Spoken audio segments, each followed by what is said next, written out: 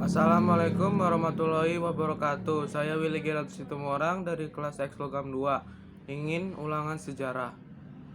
Soal nomor 1. Jelaskan tentang latar belakang, pengertian dan dampak dari politik etis. Politik etis atau politik balas budi adalah suatu kebijakan yang menyatakan bahwa pemerintah kolonial Belanda memegang tanggung jawab moral untuk mengganti kerugian penduduk pribumi. Kebijakan ini dilatar belakangi oleh kaum-kaum etis yang prihatin terhadap kondisi sosial serta ekonomi warga pribumi. Sehingga pada 1863 sistem tanam paksa pun dihapus oleh Belanda. Adapun setelah politik etis dilaksanakan, dampak yang terlihat yaitu munculnya kalangan terdidik dari rakyat Indonesia, terbangunnya saluran irigasi, serta terjadi perpindahan penduduk dalam proses transmigrasi. Nomor 2. Jelaskan perbedaan perjuangan sebelum dan sesudah tahun 1908. Sebelum tahun 1908, perjuangan masih bersifat kedaerahan yang hanya dipimpin oleh para raja dan bangsawan serta menggunakan kekerasan fisik. Setelah tahun 1908, kerjasama antar daerah sudah berlaku serta sudah dipimpin oleh kaum terpelajar yang mana perjuangannya sudah menggunakan cara modern seperti perundingan. 3. Jelaskan latar belakang lahirnya pergerakan nasional. Pergerakan nasional dilatar belakangi oleh dua faktor, yaitu luar negeri dan dalam negeri. Faktor dalam negeri diantaranya adalah kondisi sosial, politik, dan ekonomi Indonesia, munculnya kaum terpelajar, dan kenangan kejayaan Indonesia di masa lalu. Sedangkan faktor luar negeri diantaranya adalah kemenangan Jepang atas Rusia, pergerakan nasional di Asia. Nomor 4. Jelaskan tentang organisasi Budi Utomo, Serikat Islam, Muhammadiyah, dan Indiske Partij, dan Partai Nasional Indonesia.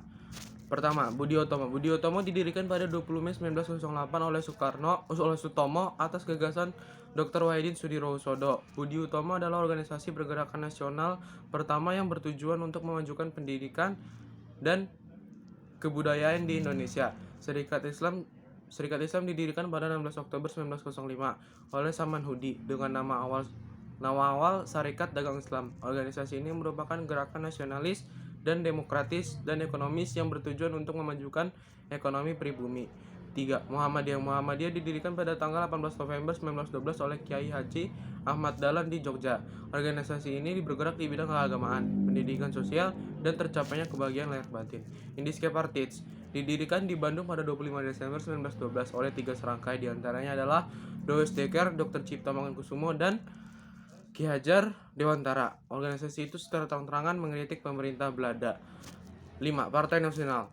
Ini didirikan pada 4 Juli 1927 oleh Soekarno dengan tujuan untuk meraih kemerdekaan Indonesia dengan asas percaya pada diri sendiri. Sebutkan hasil Kongres Pemuda 1 dan 2 serta sebutkan isi Sumpah Pemuda. Hasil Kongres Pemuda 1 adalah mengusulkan agar semua perkumpulan pemuda bersatu dalam organisasi pemuda Indonesia. Kedua, mengakui menerima cita-cita untuk persatuan Indonesia. 3. Adanya upaya untuk menghilangkan pandangan kedaerahan. 4. Mempersiapkan Kongres Pemuda 2. Hasil Kongres Pemuda 2 adalah menyepakati seluruh organisasi kepemudaan Indonesia dan mengikrarkan Sumpah Pemuda. Sumpah Pemuda. Pertama, kami, putra dan putri Indonesia, mengaku bertumpah darah yang satu, tanah Indonesia. 2. Kami, putra dan putri Indonesia, mengaku berbangsa yang satu, bangsa Indonesia. 3. Kami, putra dan putri Indonesia, menjunjung bahasa persatuan Indonesia. Sekian dari saya, Willy Gerald Situmorang. Wassalamualaikum warahmatullahi wabarakatuh.